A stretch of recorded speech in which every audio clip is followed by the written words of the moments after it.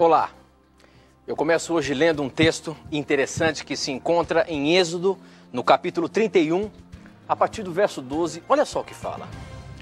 O Senhor Deus mandou que Moisés dissesse ao povo de Israel o seguinte: guardem o sábado, o meu dia de descanso, pois é um sinal de união entre mim e vocês, para sempre, a fim de mostrar que eu, o Senhor, o separei para sempre, o meu próprio povo. Agora é interessante que um pouquinho mais atrás, se a gente abrir aqui no livro de Gênesis, no capítulo 17, diz o seguinte, no capítulo 17 vem falando sobre a circuncisão.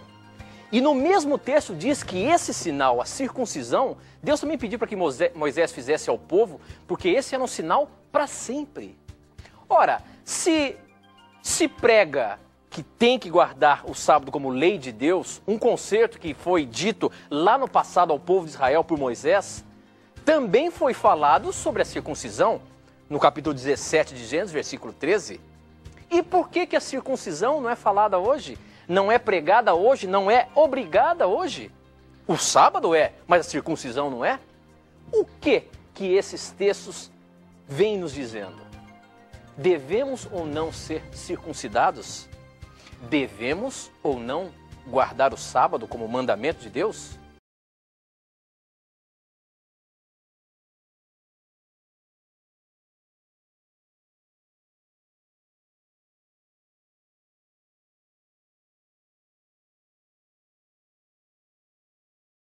Veja só, eu abri aqui o programa falando do sábado, mas também falei da circuncisão.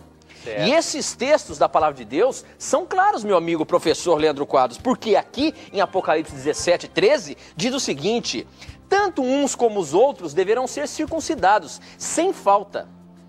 Esse será um sinal que vai ficar no seu corpo para mostrar que a minha aliança com vocês é para sempre. Quem não for circuncidado não poderá morar no meio de vocês, pois não respeitou a minha aliança.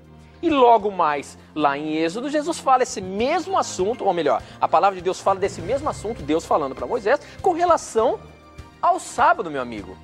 Agora eu quero ver como é que você vai sair para responder esse questionamento. Por que o sábado tem que ser guardado e a circuncisão hoje não tem valor nenhum? E aí?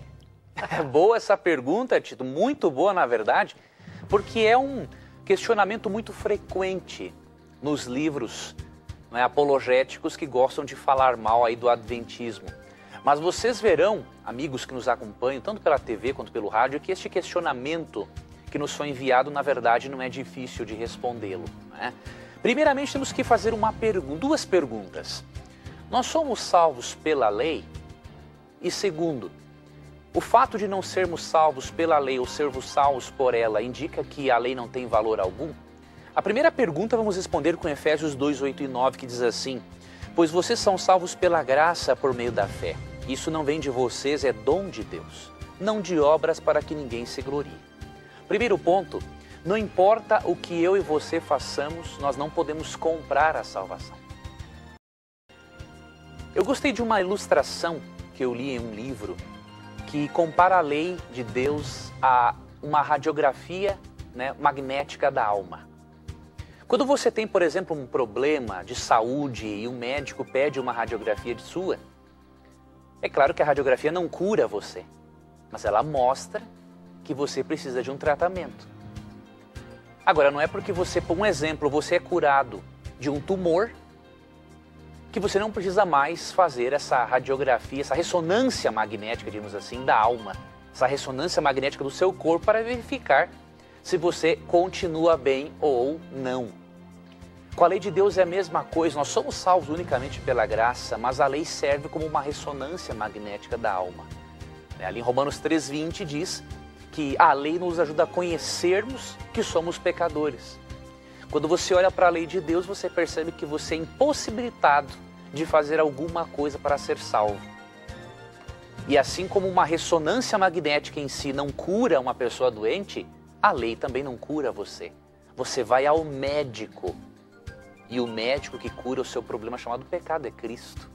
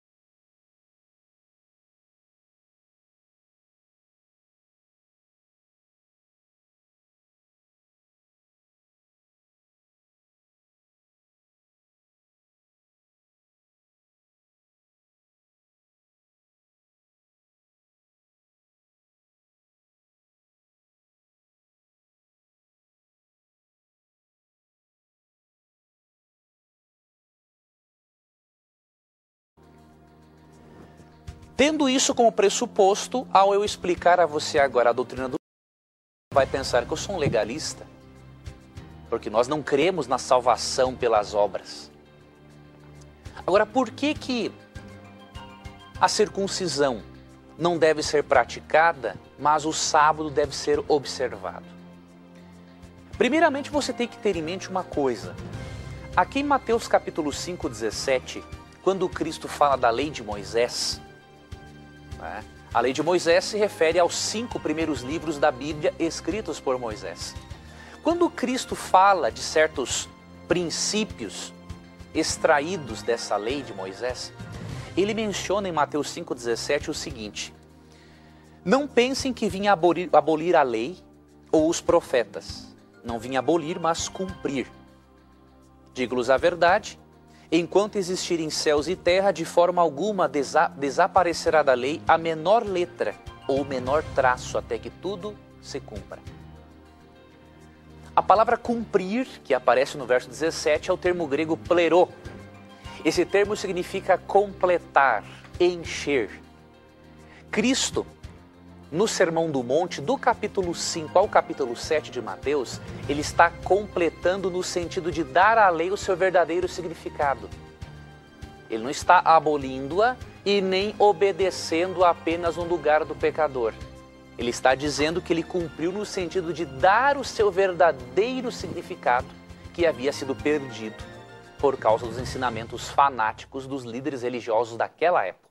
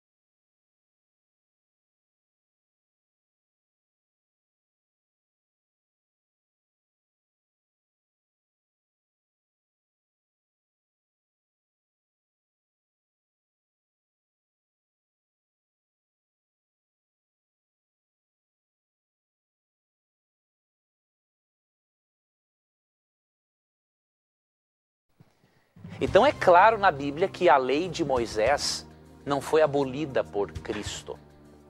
Agora, há aspectos nessa lei, nesses 5 primeiros livros, há aspectos de ordem moral, há aspectos de ordem civil, há aspectos de ordem cerimonial.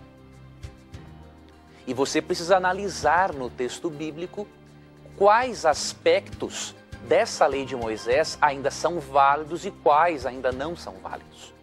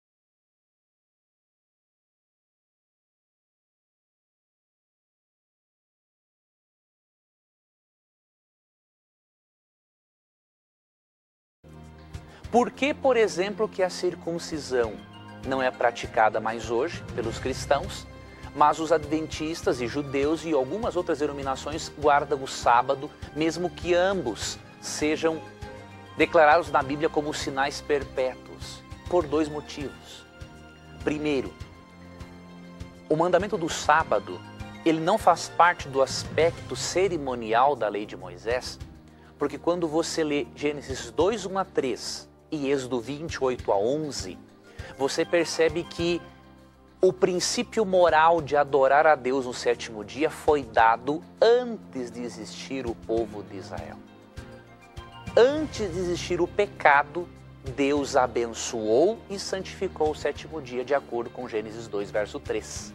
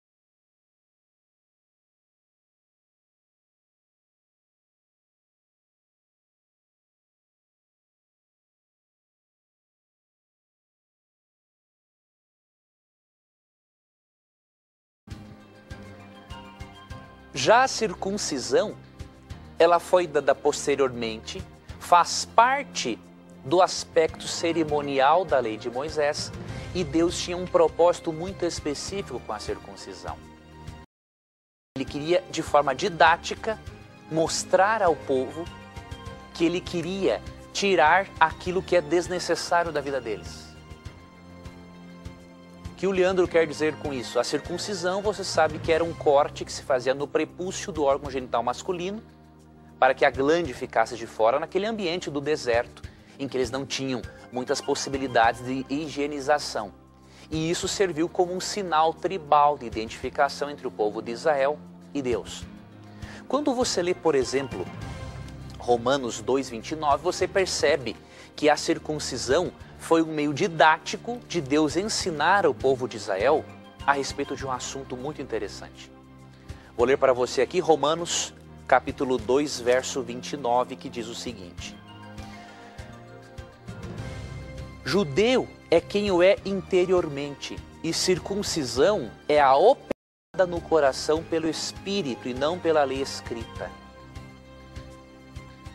Como que Deus iria ensinar a conversão e que ele queria tirar o que é desnecessário do coração humano, que é o pecado, através da circuncisão?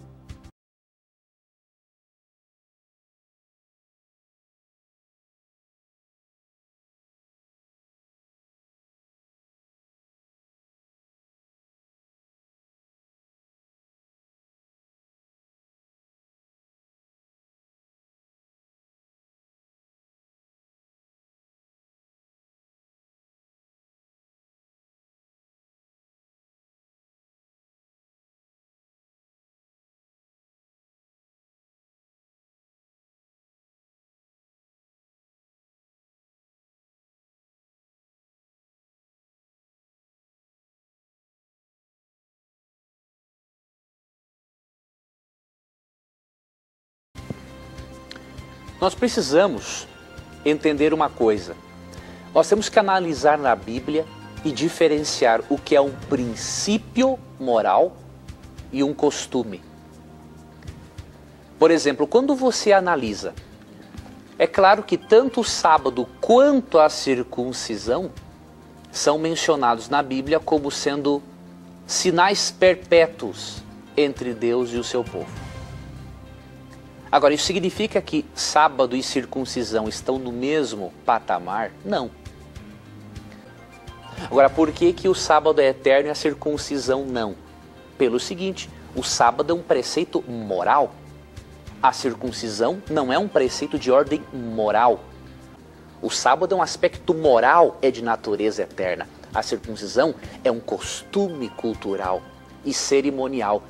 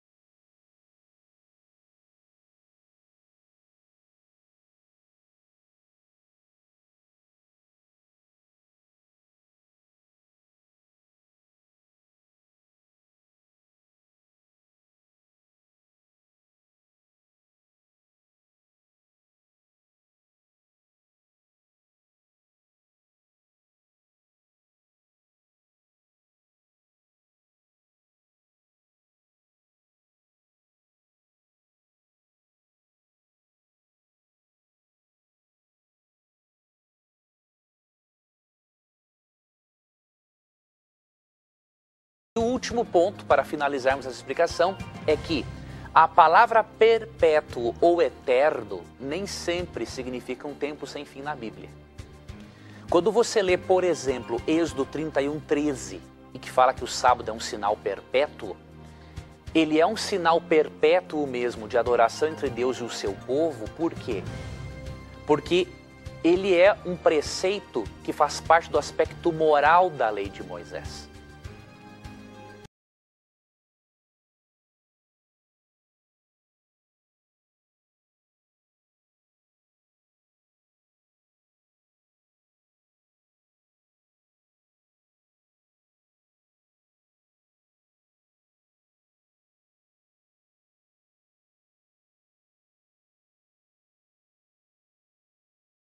Já a palavra perpétuo, quando ligada à circuncisão, ela é ligada a um aspecto cerimonial. Então, o perpétuo, nesse caso, não significa um tempo sem fim. Se você ler, por exemplo, 1 Crônicas 28:4, você percebe que Davi seria rei eternamente em Israel. Só que quando você vai para o capítulo 29, verso 27, ele foi rei o quê? 40 anos. Então, o termo perpétuo, ele pode significar um tempo sem fim ou com fim, dependendo do termo que está ligado a esta palavra no original hebraico ou grego.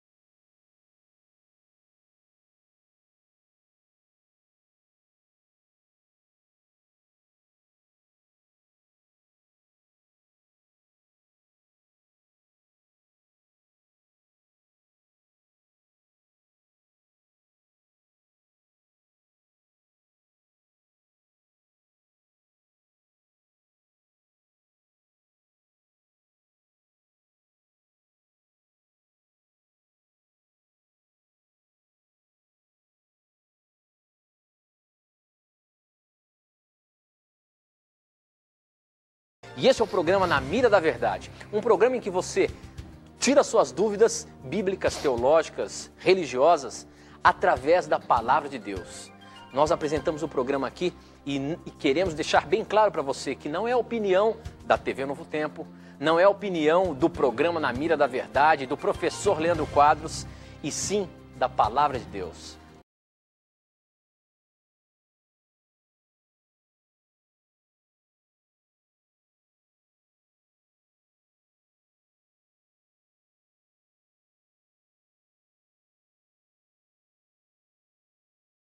Nunca esqueça, sempre que você tiver a coragem de perguntar a Bíblia, unicamente a Bíblia, terá coragem de lhe responder.